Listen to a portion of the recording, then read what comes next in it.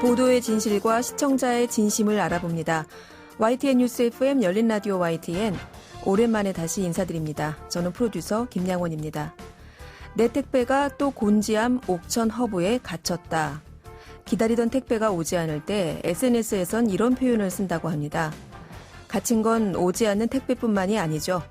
과로사로 사망한 택배 노동자의 일과를 들여다보니 20시간 동안 일하고 4시간 만에 또 나와서 일을 했다더군요. 택배 노동자의 과로사 계속되고 있는데요. 이제 사회적으로 그 짐을 어떻게 하면 나눠질지 시급하게 고민해야 할 때가 아닌가 싶습니다.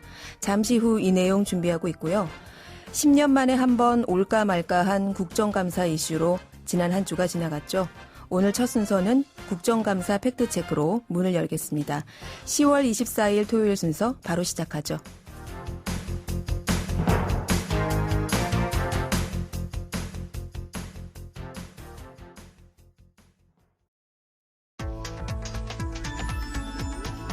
미디어가 전하는 이슈에 대한 다양한 분석과 팩트체크까지 바로 보고 뒤집어 보고 꼭꼭 씹어보기 위한 미디어 비평 프로그램 열린 라디오 YTN.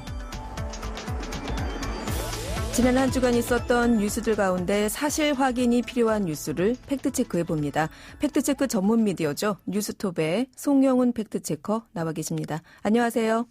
네, 안녕하세요. 오랜만에 뵙습니다. 네, 반갑습니다. 자, 지금 국회 국정감사가 막바지 일정을 진행 중이죠. 관련해서 연일 뉴스들이 쏟아지고 있는데 오늘 첫 번째 팩트체크는 국정감사에서 나온 이재명 경기도지사의 발언이라고요? 네. 지난 20일 국회 국토교통위원회가 서울시와 경기도에 대한 국정감사를 실시했습니다. 이런 광역자치단체에 대한 국정감사는 매년 진행되어 온 건데요. 올해는 이재명 지사의 SNS 발언으로 좀 이슈가 됐습니다. 이 지사는 평소에도 SNS를 좀 잘 활용하는 편인데요. 이번에는 내년부터는 국정감사 사양을 심각하게 고민해봐야겠다. 이런 내용이 글을 올려서 관심을 모았습니다. 내년부터는 국정감사를 사양하겠다. 네, 이 지사가 이번 국감에 대해서 좀 못마땅한 부분이 있었던 건가요? 네, 좀 확인해봤더니요. 네. 다른 부분에 이제 국회는 국정감사 권한이 있을 뿐 지방정부의 자치 사무에 대해서는 감사 권한이 없습니다. 법에도 감사 범위를 국가 위임 사무와 국가 예산이 지원되는 사업에 한정합니다. 이렇게 썼습니다. 이재명 지사는 이 네. 관련 그 규정에 근거해서 국회가 네네. 지방자치단체의 자치 사무에 대해서는 감사 권한이 없다. 이렇게 네. 주장한 거잖아요. 네네. 네, 이 부분을 오늘 팩트체크해 봐야겠군요. 네, 그렇습니다. 네. 경기도 등 지방자치단체에 대한 국정감사는 올해를 포함해 매년 진행된 것이 사실입니다. 네. 그런데 법안을 좀 더 살펴보면 국정감사 및 조사에 관한 법률은 국정감사 전반을 규정하고 있는데요. 네. 이 7조 감사의 대상을 보면 지방자치단체 중 특별시, 광역시, 도를 국정감사 대상으로 포함했습니다. 그런데 감사 범위는 국가 위임 사무와 국가가 보조금 등 예산을 지원하는 사업으로 한다고 제안했습니다. 네. 그러니까 국회는 원칙적으로 지자체의 국가 위임 사무와 국가가 보조금 등 예산을 지원하는 사업에 한해서 국정감사를 실시할 권한이 있는 거죠. 국가, 즉 중앙정부가 네. 지방자치단체에 위임한 사무이거나 아니면 국가가 예산을 주는 사업에 한정한다. 네. 네. 그렇습니다. 국가가 관여할 부분을 좀 한정한 거죠. 네. 현재 지방자치법에 따른 지자체의 고유사무는 국정감사 대상이 아닌 겁니다. 네. 지자체 고유사무는 지방의회가 행정사무감사를 통해서 관리하게 돼 있습니다. 감사하게 돼 있습니다. 네. 이 지방자치법이 규정하는 지자체 고유사무는 주민의 복지 증진에 관한 것들, 산업진흥에 관한 사무, 지역개발, 지역 주민의 생활환경 이런 부분, 지역에 한정된 부분들이 많이 있습니다. 결국 이 기사가 SNS에 올린 대로 국회는 지자체 자치사무에 대한 감사 권한은 없다는 주장이 맞습니다. 이재명 지사의 주장대로 지자체 고유의 사무는 국정감사 네. 대상이 아닌 거군요. 네, 그렇습니다. 네. 자, 그런데 이렇게 이재명 지사가 경기도가 국감을 받을 이유가 없다고 주장하고 나선 데는 좀 숨겨진 이유가 있을 것 같아요. 무엇일까요? 네. 공무원들의 과도한 업무 부담 때문이라고 주장했습니다. 보통 국감 시즌에는 국회에서 많은 자료를 요구한 경우가 많은데요. 이 기사는 자신의 SNS에 며칠째 경기도 공무원들은 물론 시군 공무원들까지 국회에서 요청한 자료 수천 건을 준비하느라 잠도 못 잤다 이렇게 항변했습니다. 네. 또 그러면서 이런 게 수십 년간 위법임을 알면서도 자치사무에 대한 국정감사가 반복되어 왔는데 좀 특별 위별내 보일까 봐서 그대로 수용해 왔다. 네, 내년부터는 공무원들도 좀 보호할 겸 이런 자료 요구와 질의응답을 좀 사양하는 것을 심각하게 고민해보겠다 이렇게 밝혔습니다. 또 추가로 이런 사안에 대해서 헌법재판소에 권위쟁의 심판을 청구할 수 있음을 시사하기도 했습니다. 헌재에 권한쟁의 심판을 청구할 네. 거를 검토할 정도로 심각하게 네네. 고민을 하겠다. 네, 법적인 근거도 없고 또 이 공무원들도 밤낮으로 자료 챙기느라 네. 힘들고 그러니 내년부터는 국감을 안 받는 것을 심각하게 고민하겠다 이런 발언인데 네, 국회에서는 좀 시선이 곱지 않을 것 같아요. 네, 뭐 당연히 국회에서는 좋아할 리가 없겠죠. 예. 네. 어쨌건 이렇게 보도가 되고 논란이 커지자 국정감사에서 국감을 안 받겠다는 차원이 아니라 법적 근거가 없다는 것을 주장한 거다. 좀 과했다면 어쩌라 이렇게 발언했습니다. 네. 근데 뭐 이런 논란의 배경에는 이 정치적인 상황이 있다고 볼 수 있는데요. 네. 뭐 현 광역 자치단체들 중에서 이제 차기 대선 후보로 거론되는 분들이 있죠. 대표적이죠, 이재명 지사가. 네. 네. 여당도 있고 야당도 있는데요. 네. 뭐 두 당 양쪽 모두 상대진영 유력주에 대해 좀 흠집을 내보려고 시도하는 걸로도 볼 수 있습니다. 차기 대선 주자인 지자체장을 흠집 내기 위해서 네네. 이 국감을 빌미로 네네. 무분별한 자료 요청이 있을 수 있다. 네. 네, 근데 사실 뭐 이런 걸로 이렇게 발목 잡기 해서는 안 되지 않습니까? 네, 좀 그리고 또 이 부분에 좀 아쉬운 게 네. 이 지자체를 감시하는 지방의회들의 역할이 좀 중요할 것 같은데요. 뭐 현재는 그 같은 당인 경우가 많아서 네. 견제와 감시 기능이 좀 약하지 않나 좀 그런 지적도 있습니다. 네. 지방자치 사무에 대해서는 국감을 할 법적인 근거가 없다면 결국에는 이제 지방의회에서 그런 역할들을 해야 할 텐데 네네. 과연 그 견제와 감시 기능이 제대로 될까? 이런 우려까지 해주셨습니다. 네. 자, 다음 팩트체크는 제가 앞서 오프닝에서도 말씀드렸지만 택배기사 과로사 관련한 이야기 갖고 오셨네요. 네네. 뭐 코로나19로 인해서 택배 물량이 폭증한 건 사실이고요. 저도 좀 늘은 편인데요. 네. 그러면서 최근 택배 기사들의 과로사가 잇따라 발생했습니다. 대책 마련을 요구하는 여론이 좀 커졌는데요. 근데 일부에서 이 문제의 원인이 이 택배 기사들의 물량이 많은 게 물량 욕심 때문 아니냐 이런 주장이 제기됐는데요. 이 건당 실적으로 수익이 측정되는 택배 산업이기 때문에 이 더 많은 수요를 위해서 택배 기사분들이 좀 무리하게 많은 물량을 잡았다 이런 거 아니냐 이런 내용들이 이 관련 기사 댓글에 좀 찾아볼 수 있습니다. 이게 굉장히 민감한 문제인데 네. 과로사로 사망한 택배기사들의 사건이 문제가 되니까 일부에서는 아니 본인들이 물량 욕심을 내다가 일이 이렇게까지 된 건데라는 네. 주장이 제기되고 있다. 네. 네. 이건 반드시 짚고 넘어가야 할 것 같아요. 어떻습니까? 예, 좀 전적으로 따져보면요. 우선 택배 기사가 건당 수수료로 임금을 받는다는 것은 사실입니다. 그리고 또 하나 확인해 드릴 게 현재 택배 기사들은 법적으로 노동자가 아닙니다. 네. 그러니까 최근 택배 노동자들이 만든 노동조합을 인정하라는 중앙노동위원회 결정이 있긴 했지만 여전히 택배 기사들은 건당 배달 수수료를 받는 개인 사업자로 분류되어 있습니다. 네. 네, 배달 수수료가 곧 본인의 수익이 되다 보니까 주 52시간 근무제 적용도 받지 않고요. 네. 뭐 이러다 보니까 이론적으로 체력만 맞춰준다면 무제한으로 일을 할 수 있는 거죠. 로봇처럼. 그래요. 그 급여의 기준이 되는 그 택배 한 건당의 수수료. 네. 이걸 네. 많이 받으면 그만큼 임금이 올라가는 거잖아요. 네네. 건당 수수료가 높거나 물량이 많으면 일단 수익을 많이 할 수 있다는 이론적인. 그렇죠. 네. 그 한 건당 수수료가 어느 정도 됩니까? 네, 뭐 업계 1인 그 CJ 대한통운의 경우 지역에 따라서 이제 건당 700원에서 1,200원 사이의 배송 단가가 책정되어 있습니다. 네. 예, 한 건을 배달하면 평균 1,000원 정도의 수수료가 발생하고요. 이러다 보니까 당연히 물량이 많이 배달할수록 전체 액수는 커집니다. 지난해 CJ 대한통운이 지난해 택배기사의 연소득을 좀 조사해서 결과를 발표한 게 있는데요. 평균 6,937만 원 수익이 그리고 이제 세금의 비용 등을 공제한 순소득은 약 5,200만 원 정도 나타났습니다. 네. 뭐 이 가운데 뭐 정말 많이 하신 분들 연간 1억 원 이상 소득을 기록한 택배기사는 전체 약 4.6%에 해당하는 559명이었습니다. 택배기사가 연간 1억 이상을 번다. 네. 그런 기사가 여기서 나온 거군요. 네네. 네. 하지만 이렇게까지 아까 한 건당 뭐 1,000원 안팎의 택배 수수료를 택배 기사님들이 가져가신다고 했는데 네네. 연간 1억 원 정도 소득을 건당 1,000원씩 해서 1억을 네. 벌려면 이 엄청난 물량을 소화하셨겠구나 싶은 생각이 들어요. 네. 네. 특히 이렇게 기업 소속의 노동자가 아닌 이 개인 사업자로 일하시는 택배 기사분들은 그렇다면 뭐 이렇게 스스로 물량을 정말 조절할 수가 있는 건가요? 내가 뭐 무제한으로 많이 일하겠다 하면 정말 그렇게 많이 물량을 소화할 수가 있는 거예요? 예, 뭐 저도 처음에 취재하기 전에는 만약에 이렇게 본인이 조정할 수 있으면 힘들면 좀 물량을 줄이고 네. 좀 외국에서 물량을 내리고 이렇게 하면 좋을 것 같은데요. 네. 제가 이제 택배기사분들하고 직접 통화를 해봤는데 네. 이 현장 사항을 전혀 고려하지는 주장이라고 밝혔습니다. 그분들 말씀으로는 이 택배기사들이 임의로 물량을 조절하는 것은 사실상 불가능한 구조로 갑니다.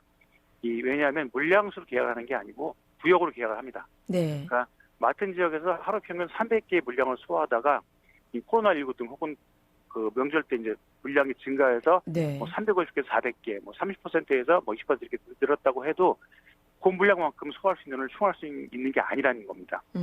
또 이제 기사분들이 개별적으로 보조 인력을 쓸 수도 없고요. 여러 가지 지진 조건들이 있어서 네. 또 이 추가된 인력을 교육하고 물량을 조율하는 게 쉽게 금방 끝나는 게 아니라서 쓰기 어렵고요. 네. 또 현재 택배를 모으는 터미널 시설도 포화 상태라서 추가 차량 배치도 어렵다고 합니다. 저희가 그 오프닝에 말씀드렸던 이 곤지암 옥천 허브 그 얘기가 여기서 나오는 거군요. 택배 네네. 터미널 자체도 포화기 때문에 네네. 그 물량이 무한정으로 들어온다고 해서 이걸 그날 소화할 수 없는 상황. 네네. 그렇군요.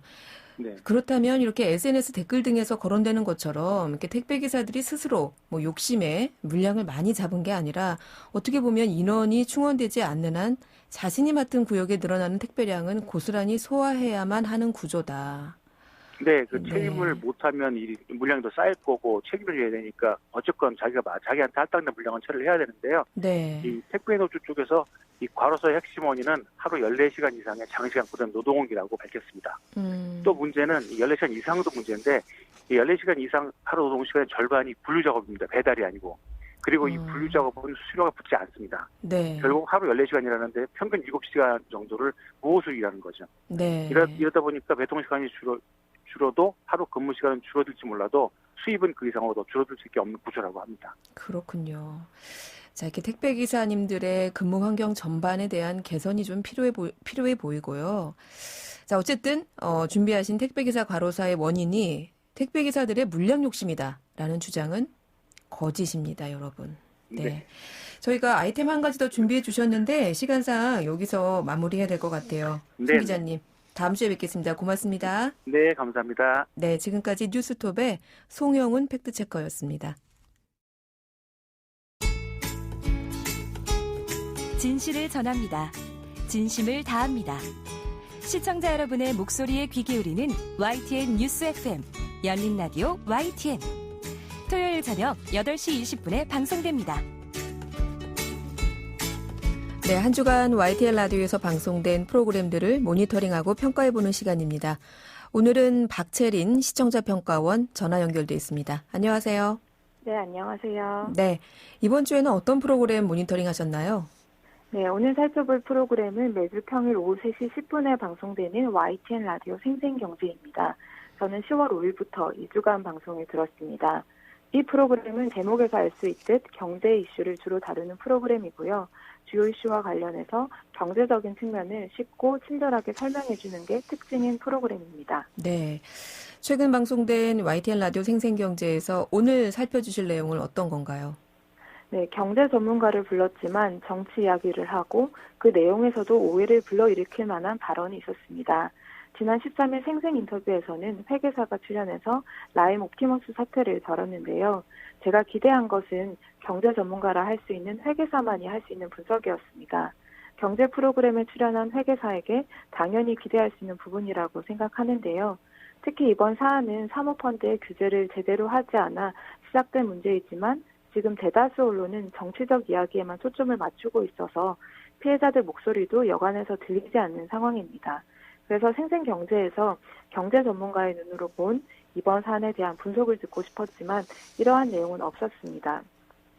예를 들면 어떤 부분의 규제가 완화가 돼서 사모펀드 운용 방식에 구멍이 뚫린 것인지, 경제 전문가가 바라보는 이 사건의 원인이 무엇인지 풀어줬더라면 생생경제 시청자들이 더 원하는 내용이 되지 않았을까 생각을 했습니다. 물론 진행자가 회계사로서 근거를 대달라며 경제적 측면을 이끌어내려고 노력은 하는데요. 하지만 구체적인 설명이 없는 상황에서 옵티머스는 무자본 M&A에 기댈 수밖에 없는 구조라고 짧게 언급한 뒤 정치적 사안이라고 할 수 있는 이번 사안에 연루된 청와대 행정관 이야기로 화제를 전환해버려서 아쉬움이 좀 남았습니다. 오해를 불러일으킬 만한 발언도 있었다라고 서두에 지적을 해주셨는데 그건 어떤 내용이었습니까? 네, 이날 출연한 김경률 회계사는 라임 사태와 관련해서 강기정 전 수석이 뇌물을 받았다는 의혹을 다뤘습니다.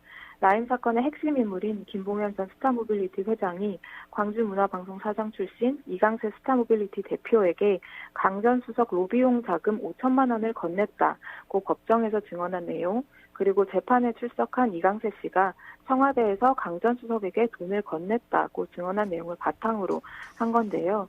이와 관련해서 강 전 수석은 청와대에서 이강세 씨를 20분간 만났고 청와대는 돈을 들고 들어올 수 없는 구조라 해명을 했습니다. 그런데 이것과 관련해서 김 회계사는 강 전 수석 스스로가 청와대로 장소를 한정 짓고 있다고 의문을 제기합니다. 일부 시청자들은 김 회계사의 말을 들으면 강 전 수석이 다른 곳에서 돈을 받았는데 그걸 숨기려고 청와대로 장소를 한정 짓고 있구나 생각할 수 있습니다. 하지만 앞서 언급한 대로 이강세 씨가 청와대에서 줬다고 진술을 했으니 그에 대해 청와대는 돈을 받을 수 없는 구조다라고 해명한 것은 자연스러워 보입니다. 이를 두고 강 전 수석이 다른 곳에서 돈을 받았을 것이다 라는 오해를 심어줄 수 있게끔 근거 없이 발언하는 것은 상당히 문제라고 봤습니다. 진행자는 강 전 수석 본인이 한정지은 게 맞냐 재차 묻기는 했지만 이강세 씨가 증언한 내용에 따라서 강 전 수석이 해명한 것이다 라는 내용을 전하지 않았습니다. 1조 원대 금융사기의 핵심 피의자가 법정에서 한 말이고 또한 사실로 드러나지도 않은 내용을 바탕으로 의혹 제기를 하려 했다면 좀 더 신중해야 하지 않았나 생각을 했습니다. 한 번 더 정리를 하면 경제 프로그램인데 경제 이야기가 가득했고 그 내용도 오해 소지가 있었다고 지적할 수 있겠습니다. 네, 이 라임 옵티머스 사태 지금 굉장히 큰 뉴스 이슈로 떠오르고 있는데요. 경제 프로그램이면 경제 프로그램답게 경제적인 측면에서 이 사안을 좀 분석했으면 어땠을까 하는 의견이셨습니다. 혹시 다른 코너와 관련한 모니터링도 하셨나요? 네, 마음 처방전이라는 코너 기획이 좋았다는 점을 말하고 싶습니다. 코로나19 상황에서 청년들이 어떤 어려움을 겪는지 알기 위해서 직접 청년을 스튜디오에 초대해 인터뷰했는데요. 정신의학과 전문의가 함께 출연하긴 했지만 청년들에게 더 많이 말할 시간을 주고 그들이 처한 상황을 구체적으로 듣는 시간이 됐습니다. 이후에 청년 정치인이 출연을 해서 청년에게 도움이 될 수 있는 기본소득과 같은 정책 부분도 충실히 다뤄서 현장과 정책의 목소리를 두루 살폈다는 점에서 지금 꼭 필요한 코너라는 생각이 들었습니다. 네, 오늘은 YTN 라디오 생생경제에 대한 시청자 평가원의 의견 들어봤습니다. 오늘 말씀 고맙습니다. 네, 감사합니다. 네, 지금까지 박채린 시청자 평가원이었습니다.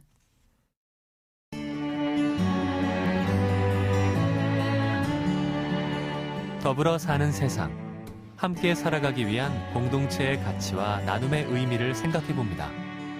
열린 라디오 YTN.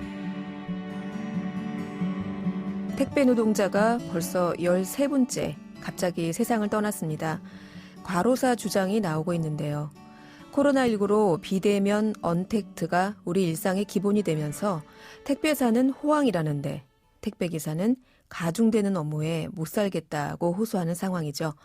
저희 프로그램에서 연속으로 마련하고 있는 안전은 권리입니다에서는 오늘 택배 노동자의 과로사 문제 또다시 이야기 나눠보려 합니다. 한이님 일과건강 사무처장 연결돼 있습니다. 안녕하세요. 네, 안녕하세요. 네, 올해만 벌써 택배 노동자 중에서 과로로 추정되는 사망 사례가 13건이나 나왔습니다. 이 대부분 돌아가신 분들이 지병이 없었다고 해요. 지병이 없는 상태에서 심장마비로 사망하셨다고 하는데 어떻게 보셨어요? 네, 지병이 있더라도 무리하게 일을 하면 훨씬 네. 더 상황이 안 좋아질 수 있는데 지병이 없던 젊은 분들이 그냥 돌연사를 하는 상황들이 막 확인되고 있거든요. 네. 이거는 정말 뭐 유서도 없고 유언도 없이 그냥 쓰러질 수밖에 없을 만큼 많이 일했다라는 거를 단적으로 보여주는 사례라고 얘기할 수 있겠습니다. 그러게요. 자, 이렇게 과로사하는 노동자가 계속 지금 누적되는 상황인데요. 일각에서는 그렇다면 인원을 더 보충하면 되지 않냐 이런 지적도 나옵니다. 택배사 측에서는 이 관련한 보호망이 사실상 없죠. 네, 최근까지 아무것도 없었다라고 보는 게 맞고요. 네. 그거 이렇게 이전부터 계속 돌아가시고 계셨기 때문에 네. 일단 추석 밑에 물량이 훨씬 더 많이 늘어날 거다라고 추정을 해서 더 돌아가시지 않을까 이런 우려 때문에 네. 일단 긴급하게 분류 인력이라도 투입해달라 이런 요구를 했었죠. 그런 기자회견을 했었죠.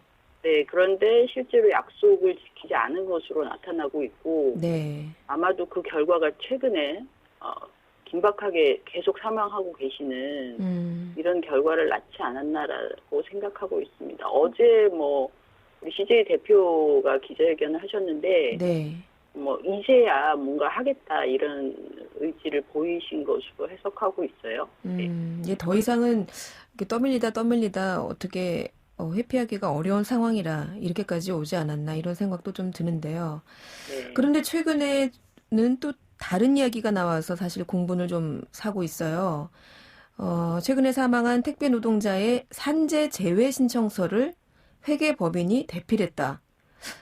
이 택배사에서 의도적으로 산재 신청을 못하도록 막은 게 아니냐 이런 추정이 되고 있는 사안인데 이건 무슨 얘기입니까?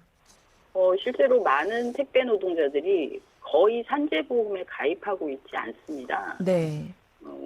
정부 통계로는 20% 이상 가입했다 이렇게 얘기하고 있는데 네. 실제로 입직 신고를 하지 않는 택배 노동자들이 거의 또 상당수가 있어서 네.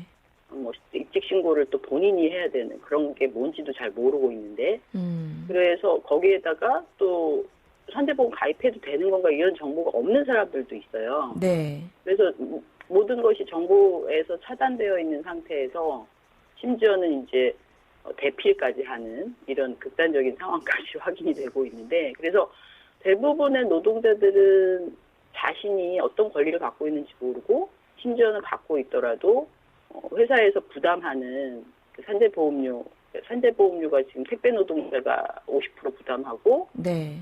그리고 계약관계에 있는 대리점에서 50% 부담하고 이렇게 되어 있거든요. 근데 대리점에서 50% 부담하는 게 싫은 거죠. 그러니까 그런 것들을 조직적으로 은폐하거나 혹은 왜곡하거나 대필하거나 이제 이런 상황들이 발생하고 있어서 실제로 최소한의 사회망이라고 얘기할 수 있는 산재보험 적용조차도 제대로 이루어지고 있지 않다. 그 방식도 탈법적이다. 이렇게 해석할 수 있겠습니다.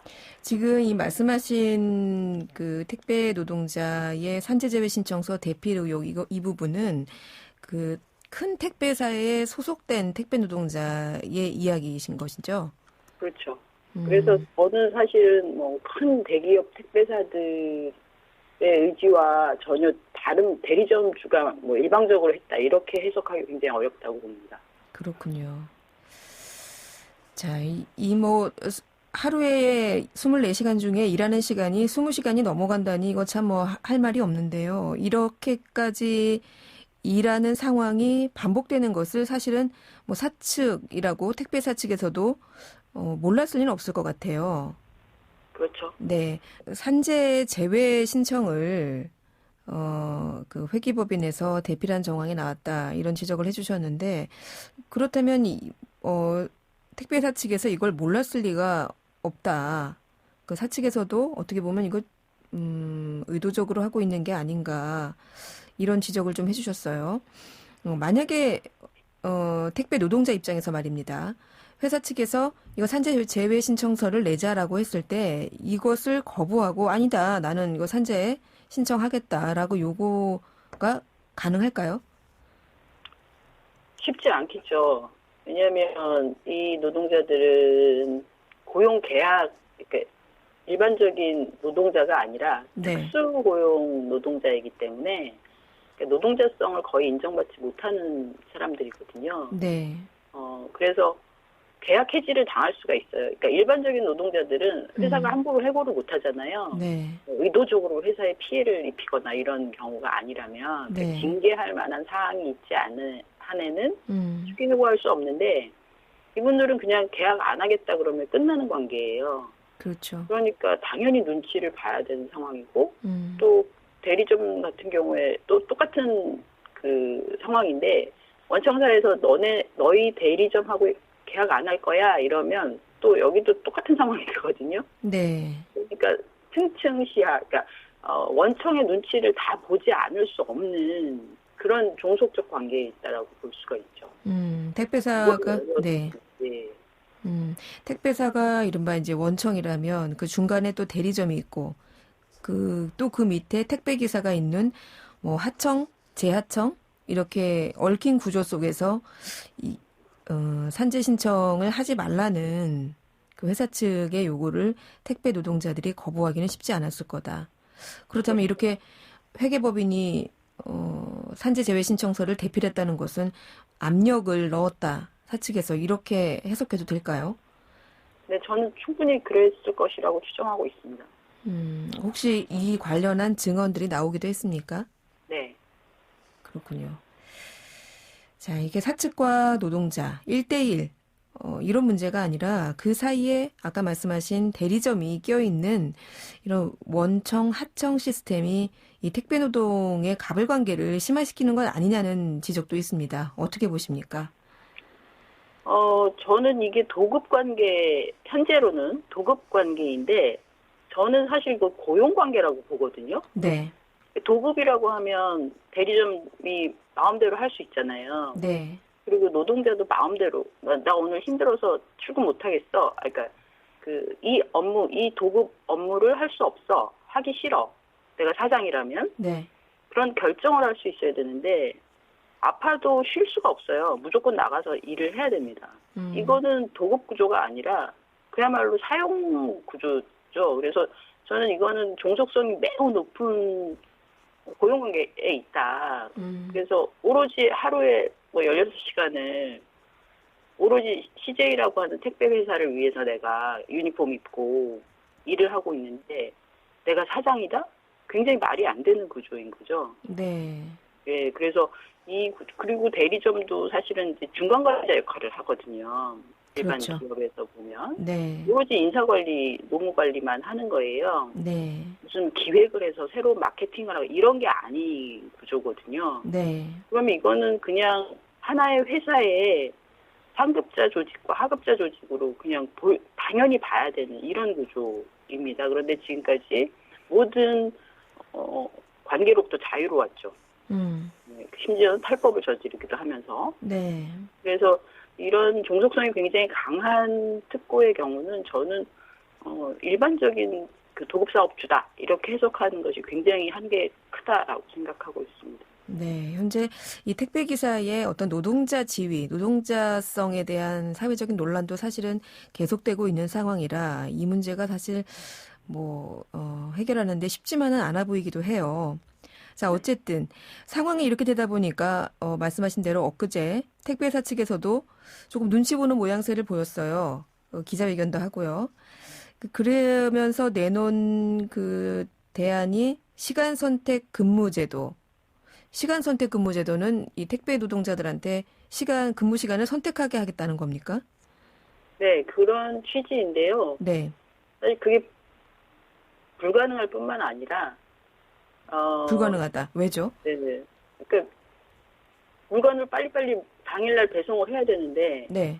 지금 원래 계약된 시간보다 훨씬 더 많이 일찍 나가서 분류 작업에 투입되고 밤 11시까지 심지어는 새벽 4시까지 이렇게 배달하는 구조에서 네.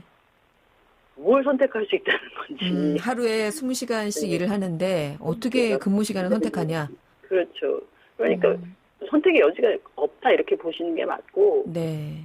더 나아가서 노동시간 총량을 줄이는 게 지금 과로사를 막는 핵심적인 문제인데 네.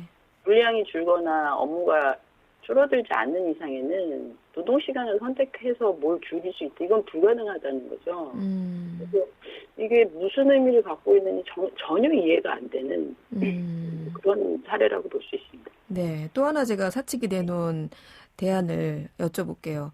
초과 물량 공유제라고 해서 이 택배 물량이 초과되면 앞서 이제 추석 연휴나 이런 것처럼 말이죠. 택배 물량이 초과되면 팀원들끼리 분담해서 배송하자. 이런 대안도 사측에서 제시했다고 해요. 이건 어떻게 보십니까? 이것도 말이 안 되는 얘기인데 네. 이미 하고 있어요. 그러니까 노동자가 너무나 아파서 정말 출근을 절대 할 수 없는 상황이 되면 네. 그것도 눈치 보고 대체적으로 출근하지만 정말 절박한 상황이 되면 하루 쉬게 되잖아요. 병원을. 네. 그러면 이미 주변 노동자들이 나눠서 해요. 이미 하고 있다. 네, 이미 하고 있었어요. 그런데 이젠 이거를 정식화하겠다, 제도화하겠다 이렇게 되면 지금 현재의 노동 시간이나 업무량을 줄여야 되는 상황에서 주변 사람들은 이제 상습적으로 더 일을 해야 되는 상황이 발생하는 거잖아요. 마치 뭐 아랫돌 빼서 위에 그렇죠. 개고 네. 아랫돌 빼서 윗돌을 2개를 얻는 네. 그래서 이것도 무슨 말이 되는 얘기인가? 뭐 이런 생각이 좀 들죠. 네, 그렇군요. 자, 이 문제가 사실 사회적인 현안이 되다 보니까 이번 국감에 국회 환경노동위원회죠. 이 자리에 택배노동자 과로사 대책위원회에서 이 자리에 국감 현장에 나와서 어려움을 토로하기도 했습니다. 국회에서도 이 부분에 대한 정치인들의 발언이 이어지고 있는데 이 택배노동자의 과로사를 막을 추가적인 입법 필요하다고 공감은 하는 것 같아요. 어떤 법안이 나와야 할까요? 일단 과로사 대책위에서는 새로 좀 법을 만들어야 되는 거 아니냐 국토부가 관장하는 네. 생활물류법 같은 거 만들어서 근데 지금 택배가 문제지만 이 코로나19 혹은 그 이전에도 많은 특고 노동자들이 장시간 노동에 많이 노출이 되어 있거든요. 네. 그래서 왜 일반적인 노동자들은 노동시간 주당 52시간 규제를 받는데 왜 이분들도 우리는 노동자라고 이해가 되는데 사장님 네. 아니니까 네. 그런데 왜 이 사람들은 노동시간 규제를 받지 않을까 하는 근본적인 문제의식을 갖게 되거든요. 네. 그래서 누구나 건강하게 일하다가 일할 권리가 있는 거잖아요. 근데 노동시간이 무제한이다. 이거는 어떤 우리나라에서 일을 하시는 모든 분들에게 네. 노동시간이 무제한일 수 있다라는 가능성을 닫아야 된다고 생각하거든요. 네. 우리나라 뇌심혈관계 질환 사망자가 전체 국민 사망 원인의 2위와 3위를 차지하고 있는데 택배뿐만이 아니라 모든 자영업자나 특수고용 노동자들이 노동시간 규제를 받아야 된다라고 저는 생각하고요. 네. 이 노동자로서의 택배 기사, 여러분은 어떻게 생각하십니까? 아마 이 부분에 대한 어떤 시각이 정리돼야 그 관련된 법들도 좀 정리가 되지 않을까 하는 생각이 드는데요. 네, 그래서 우리 한희님 사무처장이 일하고 계신 데가 일과 건강이네요. 네, 그렇습니다. 네, 건강하게 일하는 사회 됐으면 합니다. 오늘 말씀 잘 들었습니다. 네, 고맙습니다. 네, 지금까지 일과 건강 한희님 사무처장이었습니다.